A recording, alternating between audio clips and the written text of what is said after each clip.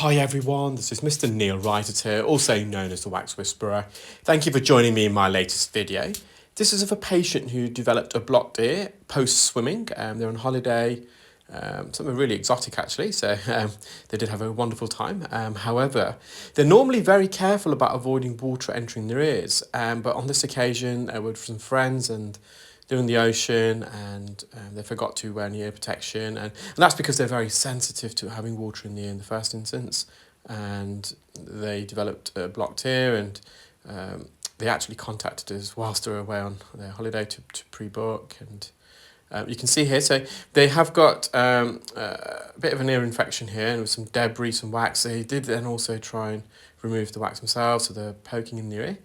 And I'm just using the fine end suction probe here, and already we can see the majority of the eardrum, but you can see there's a lot of debris wax that's not only in the anterior recess but also in the inferior recess. So at the bottom here there's a little trench, a little basin, a dip if you like, and we call that the inferior recess. And where I am now on the right hand side, this is the anterior recess. There's a little alcove there to the right hand side of the ear canal near the eardrum. So we can see the majority of the eardrum there, but the patient still felt blocked, and you can see it's quite tricky to remove this now as it's tucked away, and I've actually had to bend the suction probe. You will get a good visual on that a bit later. You will see the bend on the fine end that I've had to artificially create in order to get access into the anterior recess. You can see there's some dead skin, keratin on the roof of the ear canal. They will need we've recommended some acetic acid spray just to prevent this from going out on a full-blown ear infection. Now, that's quite a large piece of wax that was hidden away in the inferior and anterior recess. It was not visible how big that wax plug was until I removed it. So it gives you some perspective of how the depth of the inferior recess. So again, just a bit more dead keratin. They're quite a bendy ear.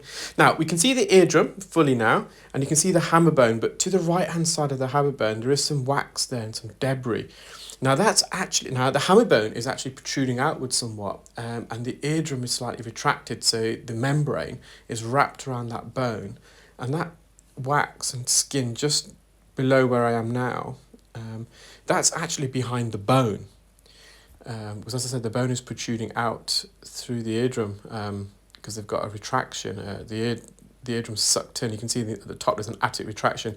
So it's very, very difficult for me to get access to that because I don't want to touch that bone. You can see the hammer bone sticking out. So I've got to be really careful here. And the reason why I continued is because they still felt a bit blocked. Now, they could have felt blocked because the eardrum is sucked in, but also there is still a bit of wax there that will reduce the compliance of the eardrum. And I'm just trying to figure out an angle to get there without touching the bone. So I'm just going to go a bit more horizontal. You can see the endoscope, I'm stretching it more to the left. So I'm really trying to straighten this ear. And you'll see the bend in the fine end. And there's the bend. And I've just got I'm going out more of a tangent to avoid that bone, you can see. And there's just a little bit left there. There's a bit just at the top. It's impossible to get there, but I'm happy to get that bit to the side. I hope you enjoyed that video, guys, and you're all keeping well and safe. And do stay tuned. I've got loads more videos to upload in due course. And remember, be nice and be kind to each other. Thank you. Bye.